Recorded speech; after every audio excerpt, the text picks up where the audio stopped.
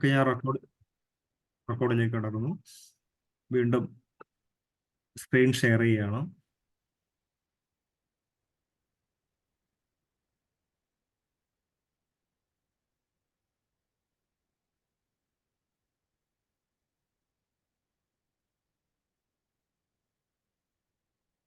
Okay, നമ്മൾ എവിടെയാണ് പറഞ്ഞു നിർത്തിയത്?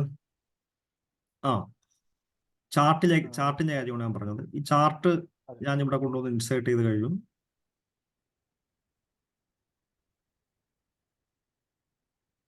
അപ്പൊ ചാർട്ടിൽ നമുക്ക് അതിനകത്ത് ഒരുപാട് കാര്യങ്ങളുണ്ട്. അതിന്റെ ഹൊറിസോണ്ടൽ അല്ലെങ്കിൽ എക്സ് ആക്സിസിലുള്ളത് ഇവിടെ കാറ്റഗറി 1, 2, 3 എന്നൊക്കെ എഴുതുന്നുണ്ട് അല്ലേ? ഇവിടെയൊക്കെ നമുക്ക് ക്ലിക്ക് ചെയ്ത് നമുക്ക് ഇഷ്ടമുള്ള ടൈപ്പ് ചെയ്തെടുക്കാം.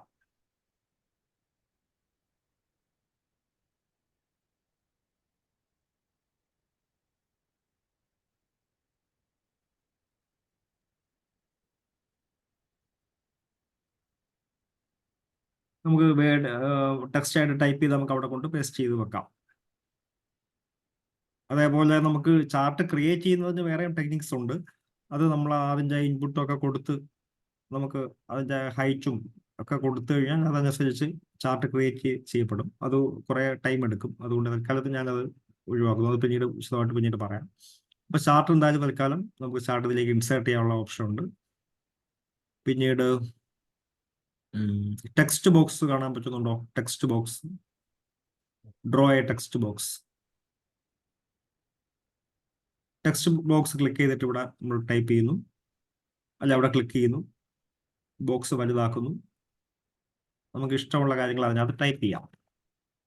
ടെക്സ്റ്റ് ബോക്സ് എന്ന് പറയുന്നത്. എന്നിട്ട് നമുക്ക് അത് എവിടെ കൊണ്ടുപോകണമെങ്കിൽ പ്ലേസ് ചെയ്യാം. ഇപ്പൊ ഞാൻ ഇതിനെ പതുക്കെ എടുത്ത് ഇങ്ങോട്ട് കൊണ്ടുവെക്കുന്നു. ഇതെങ്ങനെയാണ് സെലക്ട് ചെയ്യുന്നത് ചോദിച്ചാൽ നമ്മൾ ആദ്യം കഴ്സർ കൊണ്ടുവന്നിട്ട് അവിടെ ആ പോർഷനിലോട്ട് ഒന്ന് ടച്ച് ചെയ്യുന്നു. ടച്ച് ചെയ്യുമ്പോൾ ഇതിന്റെ ഈ കഴ്സറിന്റെ രൂപം മാറും. ഇപ്പൊ ഒരു ആരോ ഷേപ്പ് ആണല്ലോ ഇപ്പൊ ഉള്ളത്. ഇതിന് അടുത്തോട്ട് കൊണ്ടുവെക്കുമ്പോൾ ഒരു ക്രോസ് ഷേപ്പ് ആയിട്ട് മാറി. ആ സമയത്ത് അതെടുത്ത് ക്ലിക്ക് ചെയ്തിട്ട് കൈവിടാതെ പതുക്കെ എവിടെയെങ്കിലും കൊണ്ടുവെക്കാം. ടെക്സ്റ്റ് ബോക്സ്, അല്ലെങ്കിൽ നമുക്ക് അല്ലാതെയും ടൈപ്പ് ചെയ്യാനുള്ള ഓപ്ഷൻസ് ഉണ്ട്. ടെക്സ്റ്റ് ബോക്സ് വഴി നമുക്ക് ടൈപ്പ് ചെയ്തെടുക്കാം.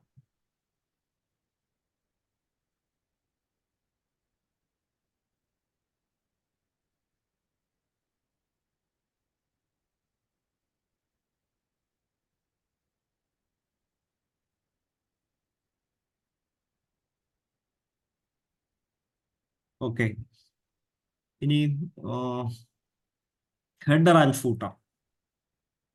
ഹെഡർ ആൻഡ് ഫൂട്ടർ എന്ന് പറയുന്നത് നമുക്കറിയാം, ഏത് ടെക്സ്റ്റ് അല്ലെങ്കിൽ ഏത് പേജ് പരിശോധിച്ചാലും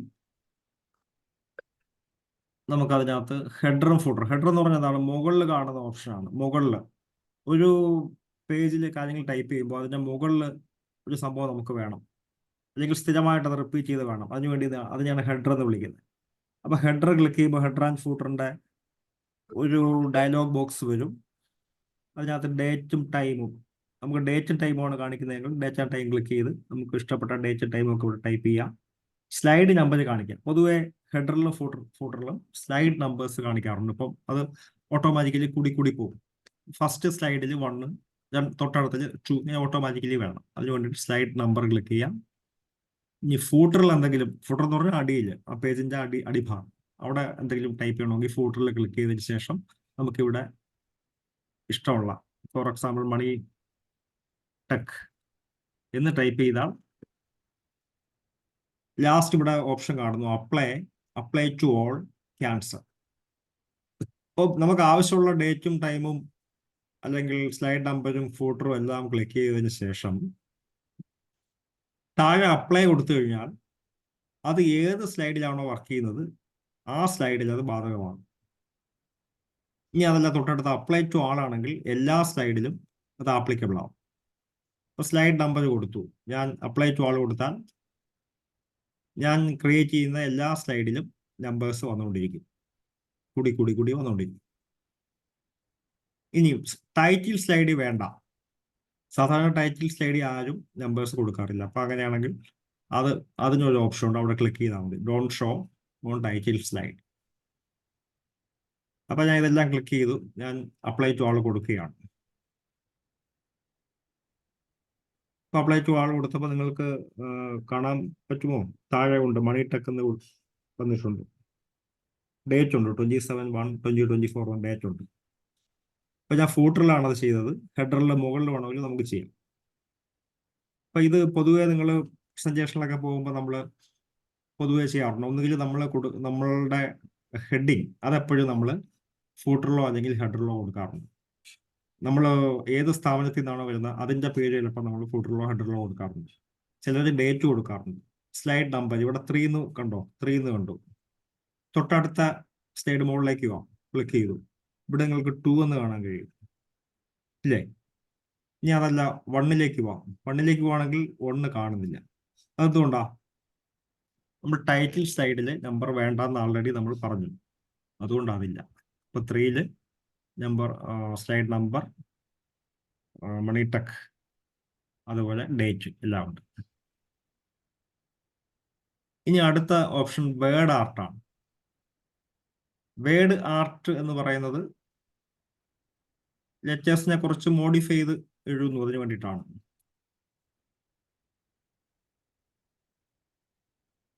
വളരെ ആർട്ടിസ്റ്റിക് ആയിട്ട് എഴുതുന്ന കാര്യങ്ങളാണ്.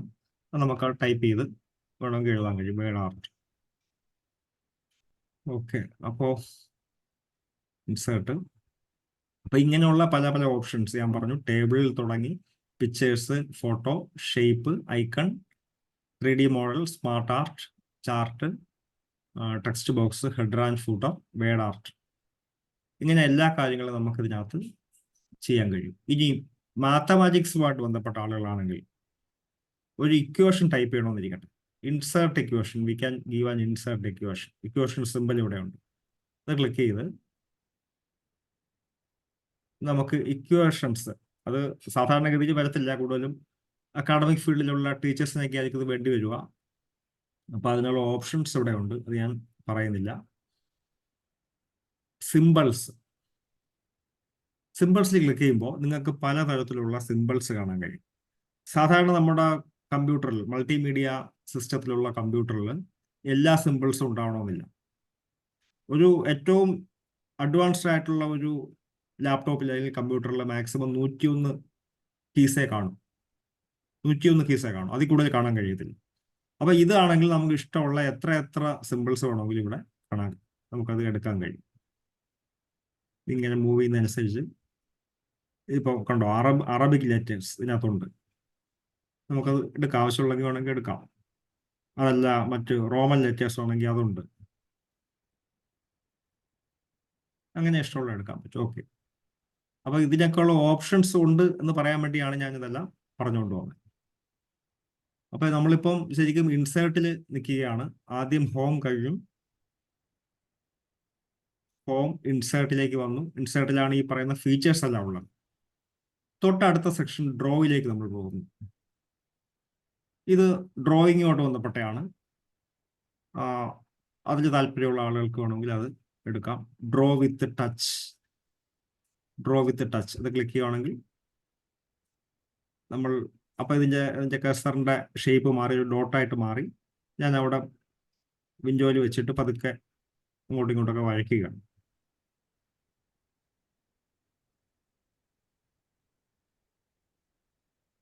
ഡ്രോ വിത്ത് ടച്ച് ആണ്. ഓക്കെ, ഇനി ഇവിടെ കളർ കൊടുക്കാനുള്ള ഓപ്ഷൻ ഉണ്ട്. അതാണ് പല സ്കെച്ച് പെൻ കാണിച്ചേക്കുന്നത്. ഡ്രോയിങ് ടൂൾസ് ആണ്. ഞാൻ ഈ റെഡ് സെലക്ട് ചെയ്തു.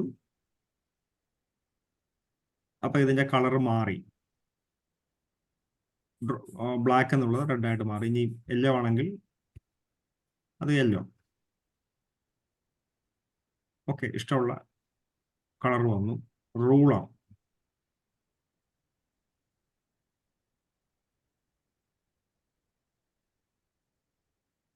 ഇപ്പോ നമ്മൾ സ്കെയിൽ വെച്ച് എങ്ങനെ വരയ്ക്കും, അത്രേ ഉള്ളൂ. ഒരു കളർ സെലക്ട് ചെയ്തിട്ട് ഞാൻ പതുക്കെ ഇവിടെ ഒരു ലൈൻ വരയ്ക്കുകയാണ്. റൂളർ പതുക്കെ എടുത്തു മാറ്റി. അപ്പൊ ആ ലൈൻ വളരെ സ്ട്രെയിറ്റ് ആയിട്ട് വരുന്നു. അപ്പൊ ഇതെല്ലാം തന്നെ ഡ്രോയിങ്ങുമായിട്ട് ബന്ധപ്പെട്ട കാര്യങ്ങളാണ്. ഇങ്ക് ടു ഷേപ്പ്, അത് മറ്റൊരു ഓപ്ഷൻ. ആദ്യം കാണുന്ന ആ ഒരു അത് ഞാൻ ഇവിടെ എടുക്കുന്നു. ഓക്കെ, അത് വർക്കാവുന്നില്ല. ഓക്കെ,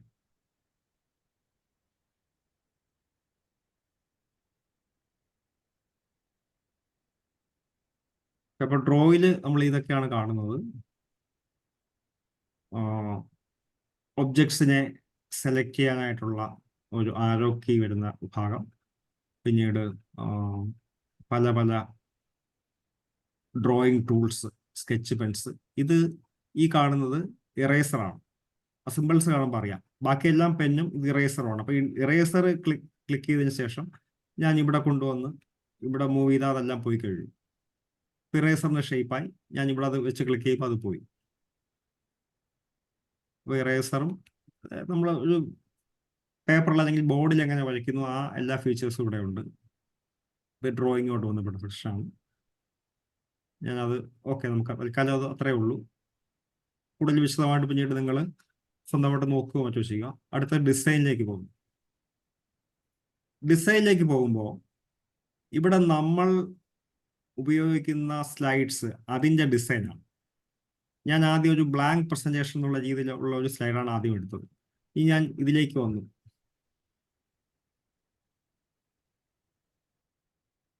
ഓരോരോ സ്ലൈഡ് ഡിസൈനിലേക്ക് വന്നപ്പോൾ അതിനനുസരിച്ച് ഇതിൻ്റെ ഡിസൈൻ മാറി, ഷേപ്പ് മാറി. കണ്ടോ? ഇത് സെലക്ട് ചെയ്തപ്പോൾ ഇങ്ങനെ ഒരു ഡിസൈനാണ് കിട്ടിയത്. ഇതിലേക്ക് വന്നപ്പോഴത്തേക്ക് അതിൻ്റെ ബാക്ക്ഗ്രൗണ്ട് മാറി. നമുക്ക് ഇഷ്ടപ്പെട്ട ആളുകൾക്ക് ഇഷ്ടമുള്ള രീതിയിലുള്ള ബാക്ക്ഗ്രൗണ്ട് സെലക്ട് ചെയ്ത് നമുക്ക് കൊടുക്കാം. Okay, next transition. സാറേ ഇവിടെ ഈ പിന്നെ പടം ഇങ്ങനെ ഡിസൈൻ ചെയ്യുമ്പോഴേ, ആ കാരണം ഒരേ സ്ലൈഡിൽ തന്നെ പല സ്ഥലത്ത് പല ഡിസൈൻ വരുന്നുണ്ടല്ലോ, അതെങ്ങനെ വരുന്നുണ്ട്? കാരണം ഒരു ഇത് കൊടുക്കുമ്പോൾ മൊത്തത്തിൽ കൂടെ അല്ലേ വരുന്നത്? ആ മൊത്തത്തിലാണ് വരുന്നത്. അതെ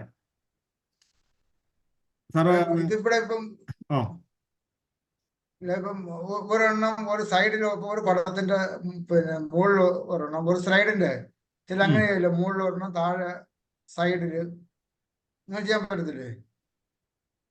അല്ല, ഇപ്പൊ നമ്മളിപ്പോ നോക്കുന്നത്, ഞാനൊരു പുതിയ സ്ലൈഡ് എടുക്കാം. ഹോമിൽ വന്നിട്ട് ഞാനൊരു ന്യൂ സ്ലൈഡ് എടുത്തു. ഈ ഒരു സ്ലൈഡാണ് ഇരിക്കട്ടെ, ഇതാണ് എടുത്തത്. ഇവിടെ ഈ ഒരു റൂളർ ഉണ്ട്, ഞാൻ ആദ്യം അതങ്ങ് എടുത്ത് ഒഴിവാക്കാം.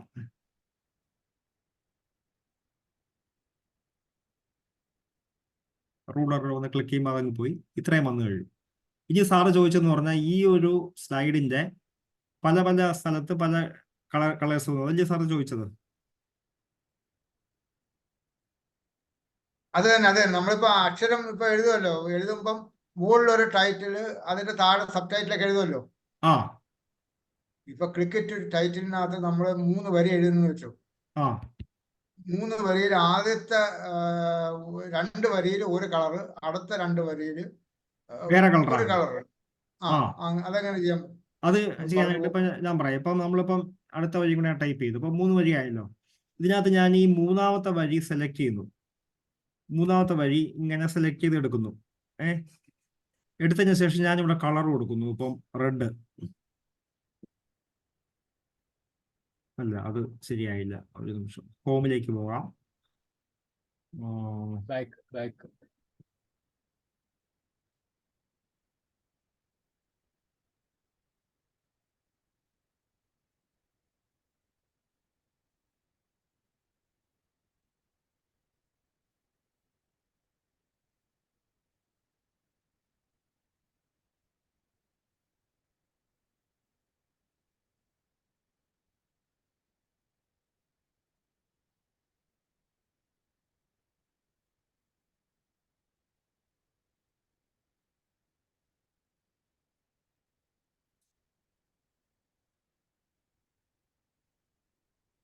അതെ സാർ.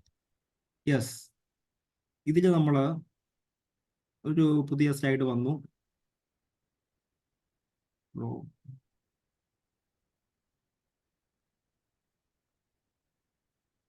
ഞാൻ ഈ ഓപ്ഷൻ ഇതിനകത്ത് കടന്നത് കൊണ്ടാണ് അങ്ങനെ നമുക്ക് മാറാതിരുന്നത്. ഡ്രോ വിത്ത് ടച്ച് ഞാൻ ക്ലിക്ക് ചെയ്തപ്പോൾ അത് വീണ്ടും പഴയതുപോലെ ആയി. ഇനി ഇവിടെയാണ് നമ്മൾ ചെയ്യുന്നതിരിക്കട്ടെ. പിന്നെ അവിടെ കുറച്ച് ടൈപ്പ് ചെയ്തു, അതിനുശേഷം അടുത്ത ലൈൻ ടൈപ്പ് ചെയ്തു, നെക്സ്റ്റ് ലൈൻ. എനിക്ക് ഞാൻ അത് മൂന്നാമത്തെ ലൈനാണ് മാറ്റേണ്ടത്. അപ്പോൾ എന്ത് ചെയ്യും, ഞാൻ ഈ മൂന്നാമത്തത് സെലക്ട് ചെയ്യുന്നു.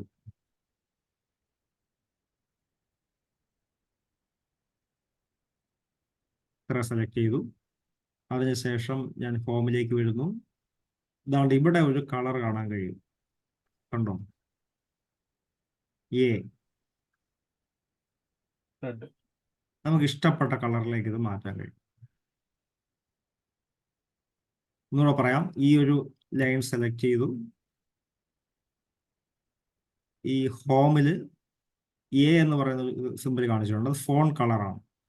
അതിൽ അവിടെ സൈഡിൽ ക്ലിക്ക് ചെയ്യുമ്പോൾ താഴോട്ട് കുറേ അധികം ലൈൻസ് വരുന്നു. നമുക്ക് ഇഷ്ടപ്പെട്ട ലൈൻ കളറ് അതിൽ സെലക്ട് ചെയ്തതിന് ശേഷം ചെയ്ത് കഴിഞ്ഞാൽ അത് കളർ മാറിക്കഴിയും. സാർ അത് ക്ലിയർ ആയോ സാർ? ഓക്കെ സാർ, അത് കളർ ക്ലിയർ ആക്കിയിട്ട് സേവ് ചെയ്യണോ? അത് കറക്റ്റ് സേവ് ആയിട്ട് ചെയ്യണം. അത് നിൽക്കണ്ടേ? ലാസ്റ്റ് നമ്മൾ അതെല്ലാം കൂടെ ലാസ്റ്റ് ഒരുമിച്ച് സേവ് ചെയ്താൽ മതി. അപ്പോഴെപ്പോഴും മതി. സേവ് ചെയ്യണമെന്നില്ല. ലാസ്റ്റ് അല്ലെങ്കിൽ ഇടയ്ക്കിടയ്ക്ക് ഈ സേവിന്റെ സിമ്പിൾ ഇവിടെ കാണും, അവിടെ ഒന്ന് വെറുതെ ഒന്ന് ക്ലിക്ക് ചെയ്ത് കൊടുത്താലും മതി. സേവ് സിമ്പിൾ എവിടെ കിടക്കുന്നത്? ഈ ടോപ്പില്, ഈ കമ്പ്യൂട്ടറിന്റെ ടോപ്പില് ലെഫ്റ്റ് സൈഡ് ടോപ്പ് കണ്ടോ? റെക്കോർഡിങ്ങിന്റെ അടുത്തല്ലേ? റെക്കോർഡല്ല, ഇതാണ്ട എനിക്ക് ഇതിനകത്ത് കാണാൻ കഴിയും. സേവ് എന്ന് പറഞ്ഞാൽ റെക്കോർഡിന്റെ അടുത്ത് തന്നെ. റെക്കോർഡിന്റെ അടുത്താണ്. ഓക്കെ, അപ്പോൾ അത് ക്ലിക്ക് ചെയ്യുമ്പോൾ അത് സേവ് ആയി കഴിയും. ഇവിടെ ഡിസൈൻ പറഞ്ഞു, ട്രാൻസിഷൻസിലേക്ക് വരുമ്പോൾ നമ്മൾ ഇതിനകത്തേക്ക് ടൈപ്പ് ചെയ്യുന്ന കാര്യങ്ങൾ നമുക്ക് എങ്ങനെ ഇതിലേക്ക് പ്രസന്റ് ചെയ്യണം, എങ്ങനെ വരും, ആ വേർഡ്സ് എങ്ങനെ ഈ പവർ പോയിന്റിലേക്ക് വരുന്നു, അതോട് ബന്ധപ്പെട്ട കാര്യം. ഉദാഹരണം, ഞാനിവിടെ ഫേഡ് എന്ന് പറഞ്ഞ സംഭവം ക്ലിക്ക് ചെയ്തു. എന്താണ് ഇതിനകത്ത് സംഭവിച്ച മാറ്റം എന്ന് നോക്കാം.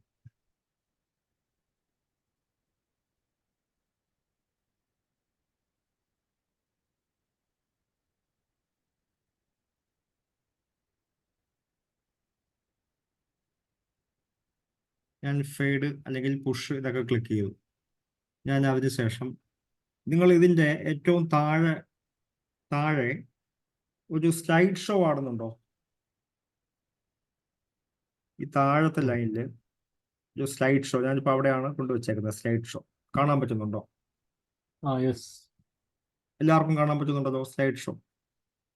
അപ്പോൾ അവിടെ ക്ലിക്ക് ചെയ്യാം. അവിടെ ക്ലിക്ക് ചെയ്തപ്പോഴത്തേക്ക് ഇതിൻ്റെ മൊത്തം രൂപവും മാറി, വലിയ സ്ക്രീനായി മാറി. മാത്രമല്ല, ഈ സ്ലൈഡ് ഇതിലേക്ക് വന്നത് എങ്ങനെയാണ്? താഴ്ന്ന് മുകളിലേക്കാണ് വന്നല്ലേ? അതെ.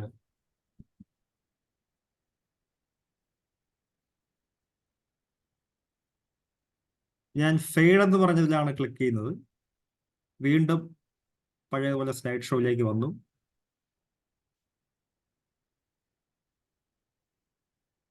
അല്ലെങ്കിൽ വൈപ്പ് ആയിക്കോട്ടെ, വൈപ്പ്. ഓക്കെ, ഇത് വൈപ്പ് ക്ലിക്ക് ചെയ്തു. ഇപ്പൊ വൈപ്പ് ചെയ്താണ് ഇതിനകത്തേക്ക് ആദ്യം ഈ സ്ക്രീൻ വരുന്നത്. പിന്നെ ഓരോ പ്രസ് ചെയ്യുന്നതനുസരിച്ച് ഇങ്ങനെ മാറിക്കൊണ്ടിരിക്കും. Last end. ഓക്കെ, അപ്പൊ എങ്ങനെയാണ് ഇതിനകത്തേക്ക് വേർഡ്സ് അല്ലെങ്കിൽ പിക്ചേഴ്സ് ഈ സ്ക്രീനിലേക്ക് കൊണ്ടുവരുന്നത് എന്ന് നമ്മളൊരു പുതിയ ഒരു ഡിസൈൻ കൊടുക്കുന്നു. ഒരു വീഡിയോ ആയിട്ട് ബന്ധപ്പെട്ട ഒരു സംഭവമാണ്.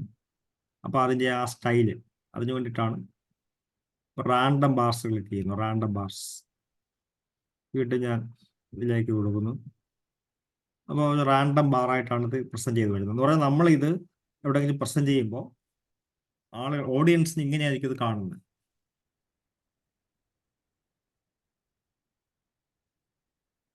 ഇതിപ്പോൾ ഞാൻ ഒരു സ്ലൈഡിന് മാത്രമാണ് ഈ എഫക്റ്റ് കൊടുത്തത്. എനിക്കുണ്ടെങ്കിൽ എല്ലാ സ്ലൈഡിലും കൊടുക്കാം. ഇവിടെ അപ്ലൈ ടു ആൾ ഇവിടെ കൊടുത്തിട്ടുണ്ട്. അപ്ലൈ ടു ആൾ ഇത് ക്ലിക്ക് ചെയ്താൽ മതി. വീണ്ടും ഞാൻ ഇതിൻ്റെ സ്ലൈഡ് ഷോയിലേക്ക് വരുന്നു. അല്ല, എപ്പോഴും ആ ഒരു പേജ് മാത്രമേ വന്നിട്ടുള്ളൂ. ഓക്കെ, അപ്പം ഇത് പല പല പല രീതിയിലുള്ള ഓപ്ഷൻസ് ആണ്. Morph, fade, push, wipe, split, ഇങ്ങനെ പലതും ഉണ്ട്. ഇനി സൗണ്ട് കൊടുത്തു നോക്കാം നമുക്ക്.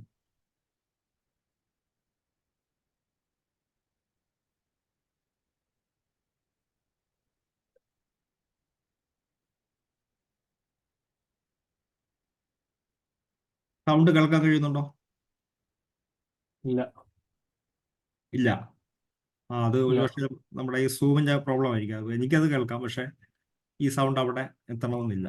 ഞാൻ ഒരു ബോംബ് എന്ന് പറഞ്ഞ സൗണ്ടാണ് കൊടുത്തത്, അല്ലെങ്കിൽ ബ്രീസ് എന്ന് പറഞ്ഞ സൗണ്ട് കൊടുക്കുന്നു.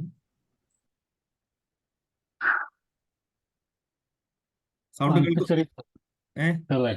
ചെറുതായിട്ട് കേട്ടു. കേൾക്കുന്നുണ്ടോ? ഓക്കെ. പക്ഷെ എനിക്കത് വളരെ ക്ലിയർ ആയിട്ട് കേൾക്കാം. അത് ഞാൻ ഇവിടെ നിന്ന് ടൈപ്പ് ചെയ്തുകൊണ്ടായിരിക്കാം.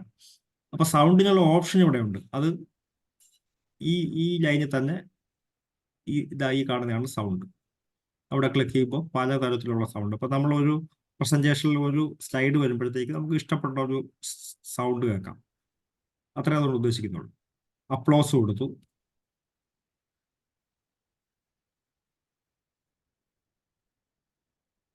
അത് കേട്ടോ? ഇല്ല. ഇല്ല. ഓക്കെ. അത് ഓക്കെ, നോ ഇഷ്യൂ. നിങ്ങളത് സ്വന്തമായിട്ട് ചെയ്യുമ്പോൾ അത് കേൾക്കാൻ ആയിരിക്കും. ഓക്കെ, നമുക്കിനി ആനിമേഷനിലേക്ക് പോകാം. നമുക്ക് ഇതിൽ ഇടയ്ക്ക് എന്തെങ്കിലും സംശയങ്ങളുണ്ടെങ്കിൽ ചോദിക്കാം കേട്ടോ.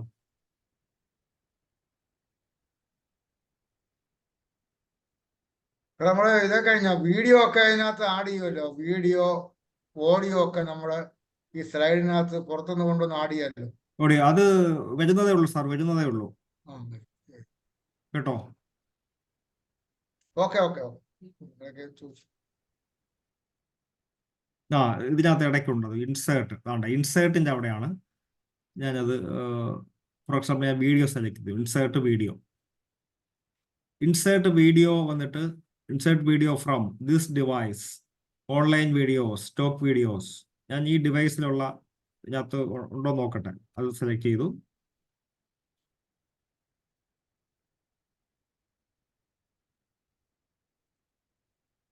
നമ്മൾ എവിടെയെങ്കിലും വീഡിയോസ് കിടപ്പുണ്ടെങ്കിൽ നോക്കട്ടെ. ഇല്ല, ഇതിനകത്തൊന്നും കിടപ്പില്ല. എങ്കിൽ നമ്മൾ നെറ്റിൽ നിന്ന് എടുക്കണം.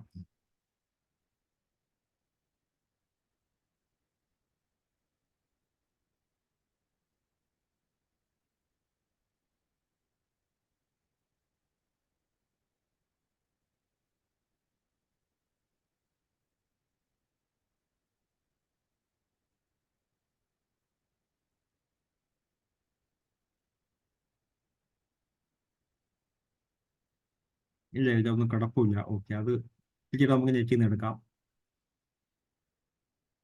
ഓക്കെ, അപ്പൊ അതിനുള്ള ഓപ്ഷൻ എവിടെയാണ്? ഇൻസേർട്ട് വീഡിയോ, ഓഡിയോ രണ്ടും ഉണ്ട് ഇതിനകത്ത്. ഇനി ആനിമേഷനിലേക്ക് പോകാം. ആനിമേഷനിലേക്ക് പോകുമ്പോൾ ആനിമേഷൻ പെയിൻ ക്ലിക്ക് ചെയ്യുന്നു.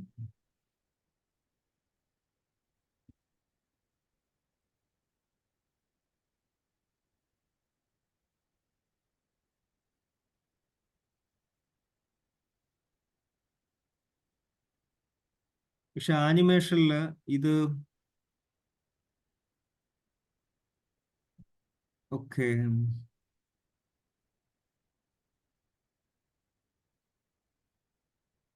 ഈ ഒരു പ്ലെയിൻ ഇതിനകത്ത് ആക്റ്റീവ് അല്ല.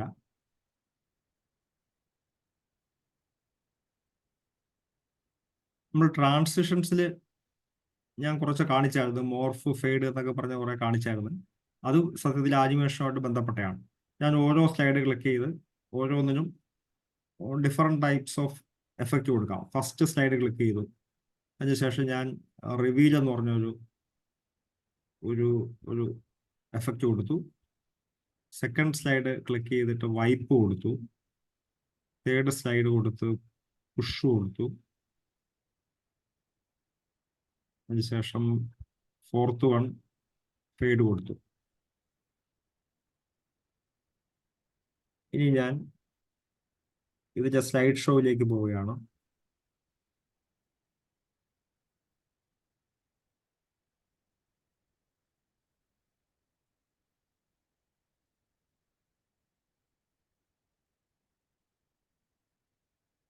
അത് എഫക്റ്റ് ഇതിനകത്ത് വന്നില്ല.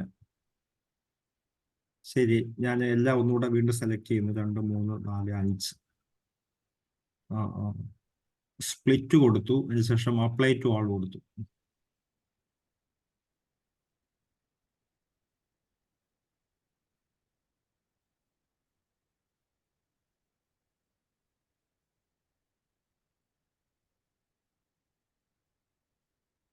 അപ്പോൾ ഒരു എഫക്റ്റ് ഒരു പക്ഷേ നിങ്ങൾ കണ്ടു കാണുമായിരിക്കും. എല്ലാ സ്ലൈഡിലേക്കും അത് വന്നു. ഫെയ്ഡ് കൊടുത്തു, അപ്ലൈ ടു ആൾ കൊടുത്തു.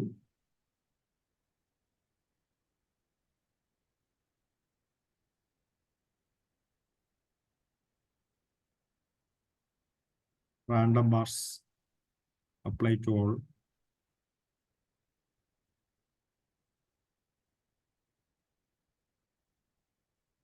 ആ ഒരു പർട്ടിക്കുലർ സ്ലൈഡിൽ മാത്രമേ അത് കിട്ടുന്നുള്ളൂ. എന്നാലും അനിമേഷൻ ഇതിനകത്ത് ആക്റ്റീവായിട്ട് കാണുന്നില്ല.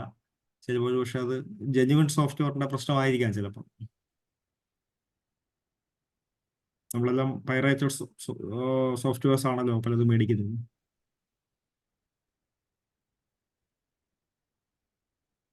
സ്ലൈഡ് ഷോ, നെക്സ്റ്റ് വൺ ഈ സ്ലൈഡ് ഷോ. സ്ലൈഡ് ഷോ എന്ന് പറയുന്നത് ഇവിടെ നോക്കൂ, ഇവിടെ ഫ്രം ബിഗിനിങ് നമുക്ക് തുടക്കം മുതൽ സ്ലൈഡ് കാണിച്ച് പോകണം. ഫ്രം ബിഗിനിങ് ക്ലിക്ക് ചെയ്താൽ എന്താണ്,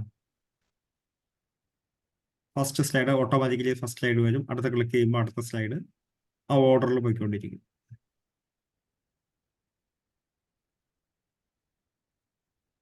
ഫ്രം കറണ്ട് സ്ലൈഡ്, ഏത് സ്ലൈഡിൽ നിന്നാണ് നമ്മൾ ഇരിക്കുന്നത് ആ സ്ലൈഡ് തൊട്ട് സ്ലൈഡ് ഷോ വരും. ഫോർ എക്സാമ്പിൾ ഞാൻ 3 ഒന്ന് ക്ലിക്ക് ചെയ്തിരിക്കുവാണ്, അവിടെ നിന്ന് തുടങ്ങുവാണ് ഫ്രം കറണ്ട് സ്ലൈഡ്. അപ്പം ആദ്യം 3 ആണ് വരുന്നത്, പിന്നെ 4 വരുന്നു. അപ്പോൾ അതിൽ 1ഉം 2ഉം മിസ്സായി. 3 തൊട്ടാണ് തുടങ്ങുന്നത്. ഞാൻ ലാസ്റ്റ് 5ലാണ്. ഫ്രം കറണ്ട് സ്ലൈഡ് 5 ആണെങ്കിൽ അത് ക്ലിക്ക് ചെയ്യുമ്പോൾ ആ സ്ലൈഡ് മാത്രമേ വരൂ. അപ്പോൾ നമുക്ക് അപ്പോഴും ഫ്രം ബിഗിനിങ് ചെയ്യുന്നതായിരിക്കും നല്ലത്, എല്ലാം ഓർഡറിൽ വരും. കസ്റ്റം സ്ലൈഡ് ഷോ,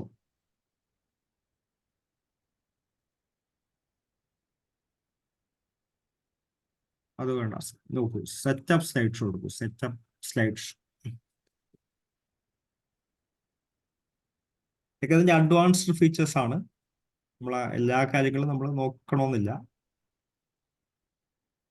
കൂടുതൽ കോംപ്ലിക്കേഷനിലേക്ക് പോകുന്നുണ്ട്, തൽക്കാലം ഞാനത് ഒഴിവാക്കുന്നു. റെക്കോർഡ് ചെയ്യാനുള്ള ഓപ്ഷൻ, ഇതിനകത്ത് റെക്കോർഡ് ചെയ്യാനുള്ള ഓപ്ഷൻ ഉണ്ട്, അത് ഇമ്പോർട്ടൻ്റ് ആണ്. ഞാൻ ഇവിടെ കണ്ടിട്ടുണ്ട്, റെക്കോർഡ് ഫ്രം ദിസ് സ്ലൈഡ്.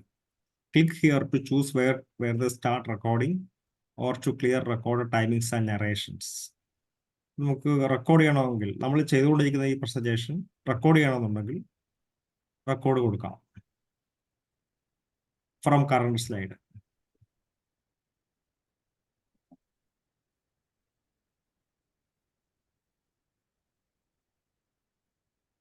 ഇപ്പം നിങ്ങൾക്ക് ഇത് കാണാൻ കഴിയുന്നുണ്ടല്ലോ, ഇങ്ങനെ കാണാൻ കഴിയുന്നുണ്ട്. ഇതിനകത്ത് ലെഫ്റ്റ് സൈഡിൽ റെക്കോർഡുണ്ട്.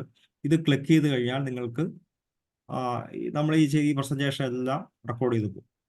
പ്രസന്റേഷൻ നമ്മൾ ചെയ്യുമ്പം നമ്മൾ സംസാരിക്കും. ഇതിനകത്തുള്ള വീഡിയോസ് ഉണ്ട്, മൂവ്മെന്റ് ഉണ്ടെങ്കിൽ അതുകൊണ്ട് അതെല്ലാം റെക്കോർഡ് ചെയ്ത് പോകും. പക്ഷെ ഞാനിപ്പോൾ റെക്കോർഡ് കൊടുത്താൽ ഞാൻ സൂമിൻ്റെ റെക്കോർഡ് ചിലപ്പം ഇതോടെ ക്ലാഷ് ആവും. അതുകൊണ്ട് തൽക്കാലം ഞാനത് ചെയ്യുന്നില്ല. റെക്കോർഡ് ക്ലിക്ക് ചെയ്യാം, സ്റ്റോപ്പ് ചെയ്യാം, റീപ്ലേ ചെയ്യാം, എല്ലാ ഓപ്ഷൻസും ഉണ്ട്. ക്ലിയർ റെക്കോർഡിങ്സ്,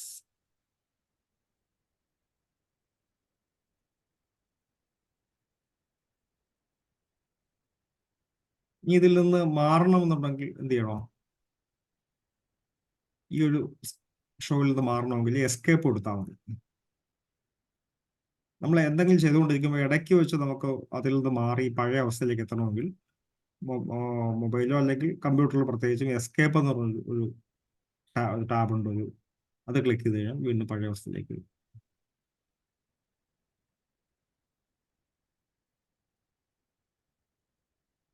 റെക്കോർഡ് വീണ്ടും ഇതിനകത്ത് കാണിക്കുന്നുണ്ട്.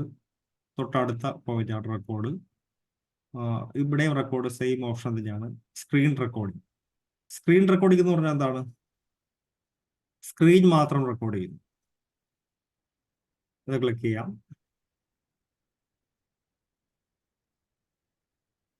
ഇത് സ്ക്രീൻ റെക്കോർഡിംഗ് ആണ്. ഇവിടെ ക്ലിക്ക് ചെയ്ത് റെക്കോർഡ് ചെയ്യും. സെലക്ട് ഏരിയ, നമുക്ക് ഏരിയ സെലക്ട് ചെയ്യണമെങ്കിൽ നമുക്ക് ഈ കംപ്ലീറ്റ് ഏരിയയും റെക്കോർഡ് ചെയ്യണമെന്ന് നിർബന്ധമില്ല. നമുക്ക് ഇത്രയും ഭാഗം മാത്രം റെക്കോർഡ് ചെയ്താൽ മതി എങ്കിൽ അത്രയും സെലക്ട് ചെയ്യാം നമുക്ക്. അത്രയും സെലക്ട് ചെയ്തിട്ട് ഇവിടെ റെക്കോർഡ് ക്ലിക്ക് ചെയ്താൽ മതി. അപ്പോൾ അത്രയും പോർഷനിലുള്ള കാര്യങ്ങൾ മാത്രമേ റെക്കോർഡ് ചെയ്തു വരൂ.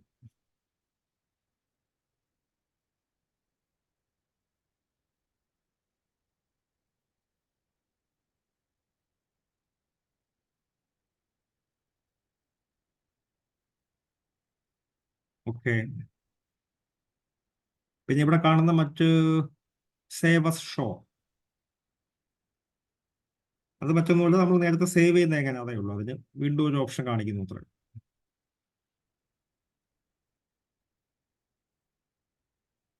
നെക്സ്റ്റ് നമ്മൾ റിവ്യൂയിലേക്ക് പോകുന്നു. റിവ്യൂയിലേക്ക് ചെല്ലുമ്പോൾ കുറച്ചുകൂടെ അഡ്വാൻസ്ഡ് ഫീച്ചേഴ്സ് ഉണ്ട്. സ്പെല്ലിംഗ്, ഈ ലെഫ്റ്റ് സൈഡിൽ സ്പെല്ലിംഗ് ഉണ്ട്. അത് ക്ലിക്ക് ചെയ്യുമ്പോൾ നമ്മൾ ഇവിടെ ടൈപ്പ് ചെയ്തതിൽ എന്തെങ്കിലും മിസ്റ്റേക്ക് ഉണ്ടെങ്കിൽ അത് ഓട്ടോമാറ്റിക്കലി കമ്പ്യൂട്ടർ കണ്ടുപിടിക്കും. ഞാൻ സ്റ്റുഡൻറ് എന്ന് അടിക്കുവാണ്, STUDENT, സ്റ്റുഡൻറ്. എൻ്റെ സ്പെല്ലിംഗ് കറക്റ്റ് ആണ്. ഞാൻ ഇവിടെ ഒരു ഡിയുടെ അഡീഷണൽ അടിച്ച്, ഒരു ടിയും കൂടെ അഡീഷണൽ അടിച്ചതിരിക്കട്ടെ. ഇത് ഈ മിസ്റ്റേക്ക് നമ്മൾ അറിഞ്ഞില്ല. അങ്ങനെയാണെങ്കിൽ ഈ സ്റ്റുഡൻറ് ക്ലിക്ക് ചെയ്തതിന് ശേഷം സ്പെല്ലിംഗ് ക്ലിക്ക് ചെയ്താൽ എന്ത് പറ്റും? റൈറ്റ് സൈഡിൽ അതിൻ്റെ എന്തെങ്കിലും ഫീച്ചേഴ്സ് ഉണ്ടെങ്കിൽ അതിനകത്ത് കാണിക്കും. ഞാൻ ഈ സ്റ്റുഡൻറ് ക്ലിക്ക് ചെയ്തു, സ്പെല്ലിംഗ് തൊട്ട് താഴെയാണ് സെലക്ട് ചെയ്യാവുന്നത്. Next enter.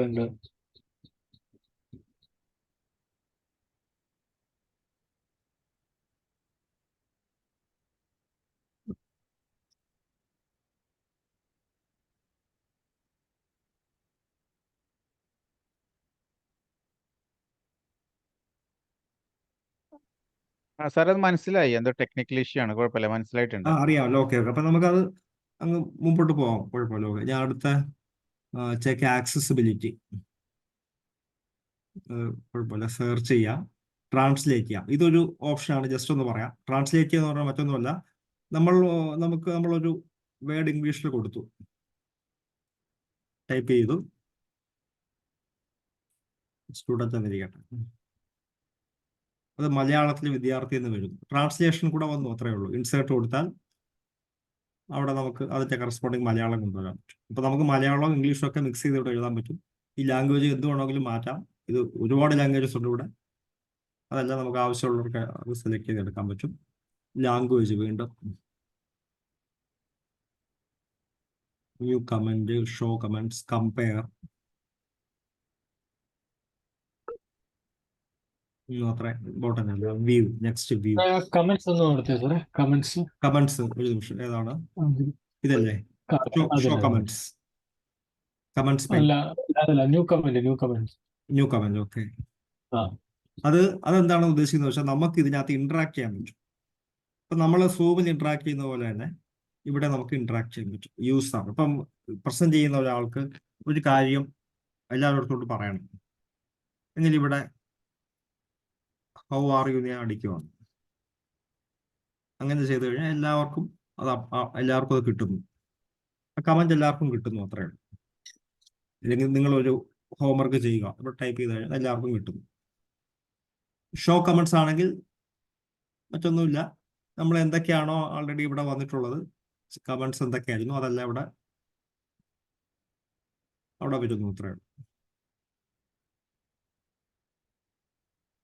ഓക്കെ. ഞാൻ വിചാരിച്ചു സ്ലൈഡിൽ കമന്റ്സ് കൊടുക്കുന്നതായിരിക്കും. അല്ല, സ്ലൈഡിൽ ഇതൊരു പ്രത്യേക ഒരു സെപ്പറേറ്റ് ആയിട്ട്. അതെ.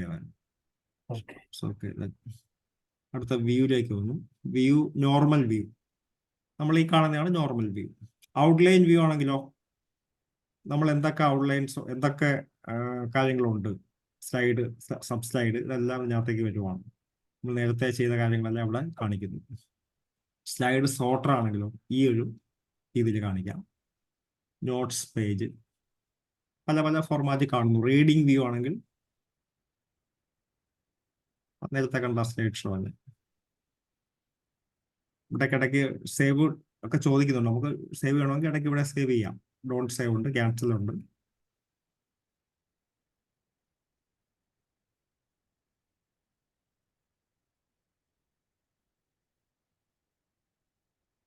Adding new handout by notes master rule.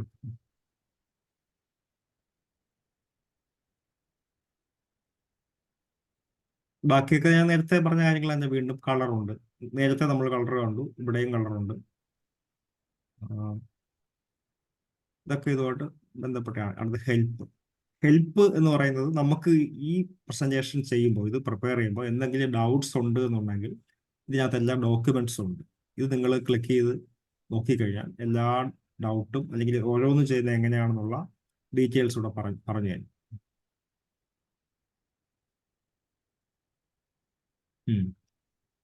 WPS PDF എന്ന് പറയുന്നത് നമ്മൾ ഈ ചെയ്ത സംഭവത്തെ നമുക്ക് PDF ആക്കി മാറ്റണം എന്നിരിക്കട്ടെ. Create PDF.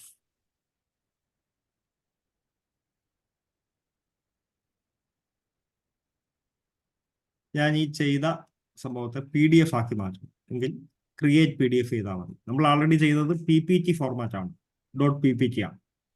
ആ PPT ഫോർമാറ്റിലെ ഞാൻ PDF ആക്കി മാറ്റി. എന്തുകൊണ്ടാണ് ഈ PDF-ൽ കൺവേർട്ട് ചെയ്യുന്നത് എന്തിനാന്ന് വെച്ച് കഴിഞ്ഞാൽ, പലപ്പോഴും നമ്മൾ പ്രസന്റേഷനായിട്ട് ഇവിടുന്ന് എവിടെയെങ്കിലും പോവുകയാണ്, പോയിട്ട് അവിടെയുള്ള ഒരു കമ്പ്യൂട്ടറിലാണ് ഇടുന്നതെന്നിരിക്കട്ടെ. പലപ്പോഴും അവിടെയുള്ള സിസ്റ്റം ചിലപ്പോൾ ഈ PPT കാണത്തില്ല, ചിലപ്പോൾ PPT അവിടെ കാണണമെന്നില്ല, അല്ലെങ്കിൽ അതിൻ്റെ വേർഷൻ ഡിഫറൻ്റ് ആയിരിക്കും. അപ്പോൾ വേർഷൻ ഡിഫറൻ്റ് ആകുമ്പോൾ നമ്മൾ ടൈപ്പ് ചെയ്യുന്നതെല്ലാം പല പല ഭാഗത്തേക്ക് അങ്ങോട്ടും ഇങ്ങോട്ടും മാറിപ്പോകും.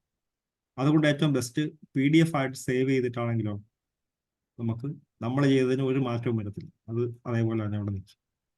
അപ്പൊ ഇതില് വീഡിയോസ് ആഡ് ചെയ്തിട്ടുണ്ടെങ്കിലോ? വീഡിയോസ് ആഡ് ചെയ്തിട്ടുണ്ടെങ്കിൽ അത് കിട്ടത്തില്ല, വീഡിയോസ് കിട്ടത്തില്ല. വീഡിയോസ്, ആനിമേഷൻസ് അങ്ങനെയുള്ള കാര്യങ്ങളൊന്നും കിട്ടത്തില്ല. കുറച്ച് ടെക്സ്റ്റ് മാത്രം കിട്ടും. ടെക്സ്റ്റ് ആയിട്ട് ടൈപ്പ് ചെയ്യുന്നതോ അല്ലെങ്കിൽ പിക്ചേഴ്സോ അതൊക്കെ കിട്ടും. ഓഡിയോ, വീഡിയോ അങ്ങനെയുള്ളതൊന്നും കിട്ടില്ല. ഓഡിയോ വീഡിയോ ഉണ്ടെങ്കിൽ അത് നമ്മൾ PPT ആയിട്ട് തന്നെ സേവ് ചെയ്യണം. അത് നമ്മൾ PPT ആയിട്ട് ചെയ്യണം. അല്ലെങ്കിൽ നമ്മൾ ഓഡിയോ വീഡിയോ വേറൊരു ഫോൾഡറിൽ നമ്മൾ എക്സ്ട്രാ ഒരു ഫയലായിട്ട് സേവ് ചെയ്യണം. എന്നിട്ട് നമ്മൾ ആവശ്യമുള്ളപ്പോൾ അത് കൊണ്ടുപോയി ക്ലിക്ക് ചെയ്ത് കൊടുക്കുക, അല്ലെങ്കിൽ ലിങ്ക് കൊടുത്ത് കണക്ട് ചെയ്യുകയോ ചെയ്യാം.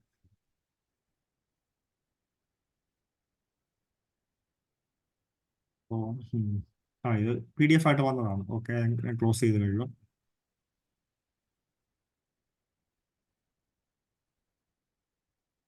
ഓക്കെ, അങ്ങനെ പല ഫോർമാറ്റിലേക്ക് മാറ്റി.